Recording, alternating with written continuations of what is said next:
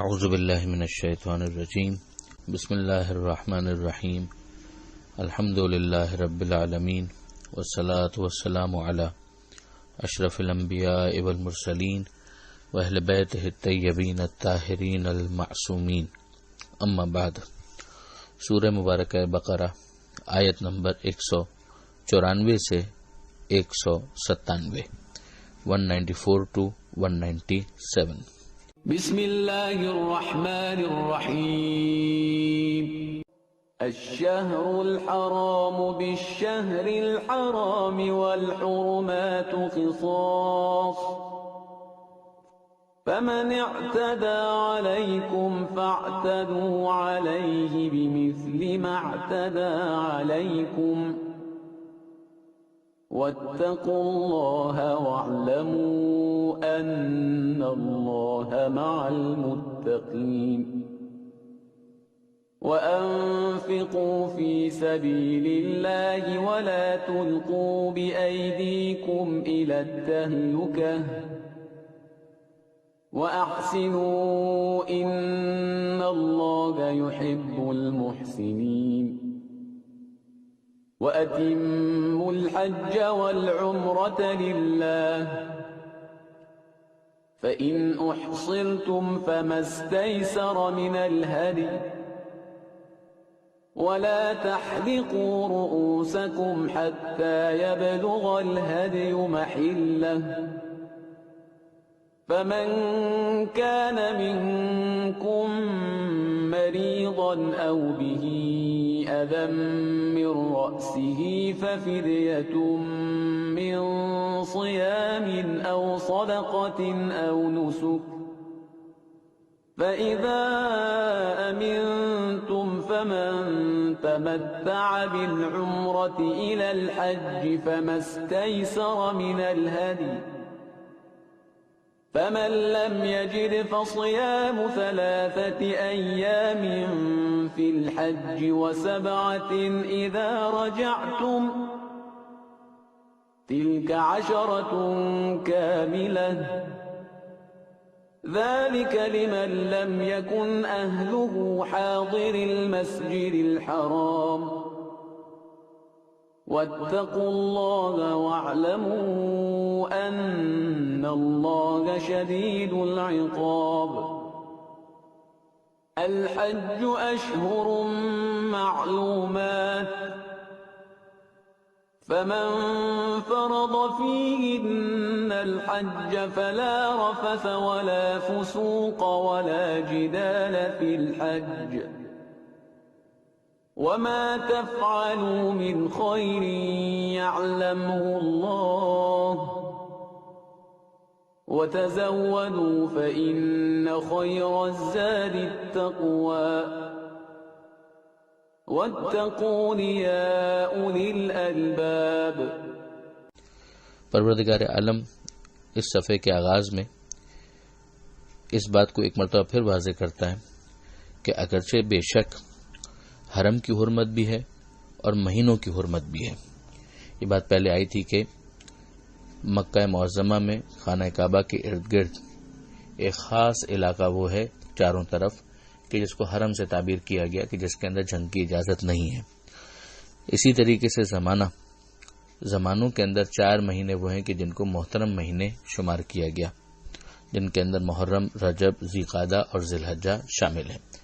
کہ جن میں جنگ حرام قرار دی گئی۔ مگر یہاں پر سمجھایا جا رہا ہے کہ بے شک یہ حرمتیں ہیں، مگر یہ اسی صورت میں ہے کہ جب سامنے سے بھی ویسا ہی رسپانس ملے۔ ایسا نہ ہو کہ تمہارے اس احترام کے جذبے کا کوئی اس طرح سے ایکسپلائٹیشن کرے کہ وہ تم پر حملہ آور ہو، یہ سمجھ کر کہ یہ حرمت کی وجہ سے جواب نہیں دیں گے۔ تو ایسا پیسو ایٹیچیوڈ اختیار کرنے کی بھی اسلام اجازت نہیں دیتا، بلکہ سمجھاتا ہے کہ یہ اسی کے لیے ہے کہ جو خود بھی ان حرمتوں کا خیال رکھے، اور اگر کوئی تجاوز کرے تو پھر اسی طریقے سے اس کو جواب دینے کی اجازت ہے۔ ہاں، اللہ سے ڈرتے رہو، اللہ کا تقوی اختیار کرو، اور جان لو کہ اللہ صاحبان تقوی کے ساتھ ہے، یعنی تم جواب دینے میں حد سے آگے بڑھنے کی گنجائش نہیں رکھتے۔ پھر اس کے بعد پروردگار عالم نے انفاق یعنی خدا کی راہ میں خرچ کرنا، اس کی تاکید کرتے ہوئے ایک اور بات بتائی کہ اپنے آپ کو ہلاکت میں نہ ڈالو. یعنی ایک تو یہی بات کہ خرچ اتنا نہ کر دو کہ اس کے بعد تم ہی محتاج ہو جاؤ، اور دوسرا ایک پہلو یہ بھی ہے کہ اگر تم خرچ نہیں کرو گے اور کنجوسی کا مظاہرہ کرو گے تو بھی ہلاکت کا شکار ہو جاؤ گے. یعنی اس کو دونوں انداز سے سمجھنے کی ضرورت ہے کہ اگر اعتدال کا راستہ اختیار نہ کیا اور اتنا خرچ کر دیا کہ خود محتاج ہو گئے تو پھر یہ بھی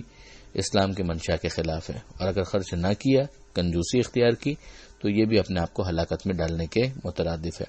اسی جملے سے پھر ایک عمومی قاعدہ بھی لیا گیا کہ لا تلقوا بأیدیکم الی التہلکہ، کہ اپنے آپ کو ہلاکت میں مت ڈالو، یعنی خودکشی بھی نہ کرو، اپنے آپ کو ہلاک کرنے کا تمہیں حق نہیں ہے. احسنوا یعنی حسن عمل اختیار کرو، اللہ یقیناً ایسوں کو پسند کرتا ہے جو حسن عمل رکھتے ہیں، یعنی جن کا عمل بیوٹیفل ہوتا ہے، خوبصورت ہوتا ہے، پسندیدہ ہوتا ہے. آگے پھر پروردگار عالم نے حج اور عمرے کے حوالے سے متوجہ کیا کہ حج اور عمرے کو مکمل کرو.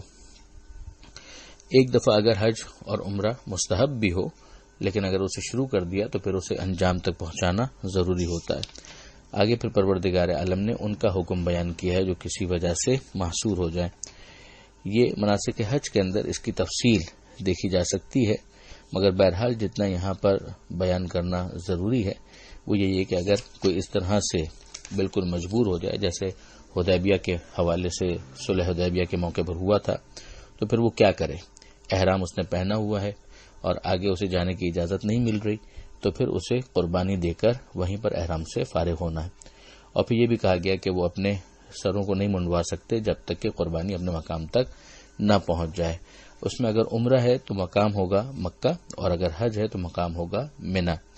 اور پھر اس کے بعد یہ بھی بتایا جا رہا ہے کہ اگر کوئی مریض ہے یا اسے اذیت ہو رہی ہے، اس کے سر کے اندر کوئی مسئلہ ہے، تکلیف کا معاملہ ہے، تو پھر اسے کچھ نہ کچھ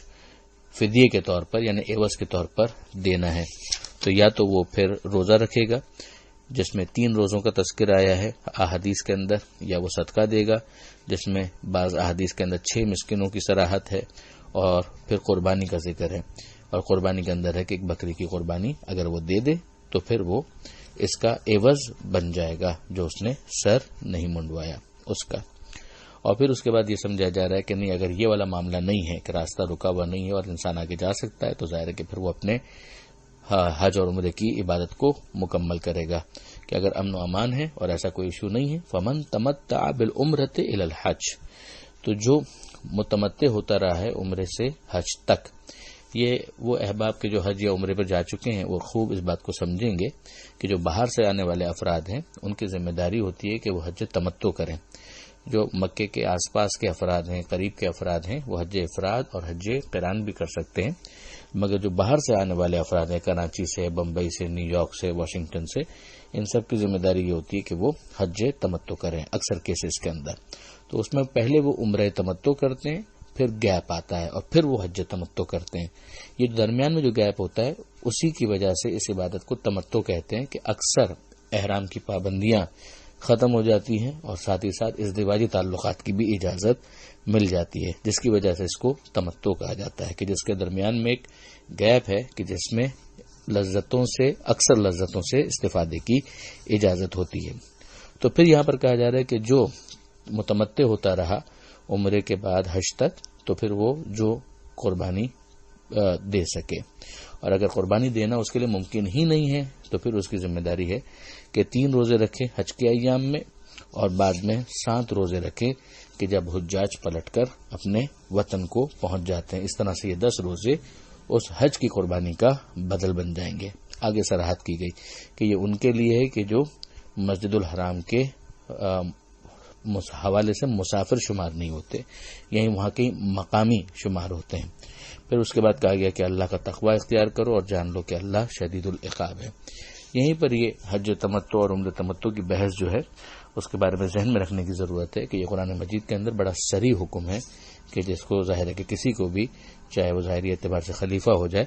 مگر حرام کرنے کا کوئی اختیار نہیں ہے. اور یہاں پر بھی میں یہی کہوں گا کہ تھوڑے کہے کو زیادہ سمجھیے گا. پھر اس کے بعد جو اگلی آیت ہے اس کے اندر پروردگار عالم نے حج کے حوالے سے مزید کہا کہ الحج و اشہر معلومات کے حج کے مہینے معین ہیں، یعنی شوال، ذیقعد اور پھر ذی الحج. یہ مہینے ہیں کہ جس میں عمرہ تمتع کیا جاتا ہے اور پھر بالآخر حج تمتع کو انجام دیا جاتا ہے. تو جس کے لیے حج واجب ہو گیا تو پھر اس کی ذمہ داری ہے کہ نہ رفث ہو، نہ فسوق ہو، اور نہ ہی جدال ہو۔ یہ جو احرام کی پابندیاں ہیں ان میں سے 3 کا تذکرہ یہاں پر کر دیا گیا۔ رفث یعنی ازدواجی تعلقات کی پابندی، جائز جنسی تعلقات بھی حرام ہو جائیں گے۔ فسوق ویسے تو تمام گناہوں کو کور کرتا ہے، یہاں پر خاص جھوٹ مراد ہے، اور جدال ویسے تمام جھگڑوں کو، یہاں پر خاص طور پر قسم کھانا، اللہ کی قسم کھانا اور سچی قسم کھانا بھی حرام ہو جائے گا۔ جھوٹی قسم کھانا تو ویسے ہی حرام ہوتا ہے۔ اور پھر یہ کہا گیا کہ جو تم عمل خیر کرتے ہو اللہ اس کو جانتا ہے، اور تم اس موقع سے فائدہ اٹھاؤ، یعنی جتنا زیادہ ہو سکے اپنے لیے توشہ آخرت فراہم کرو، زاد راہ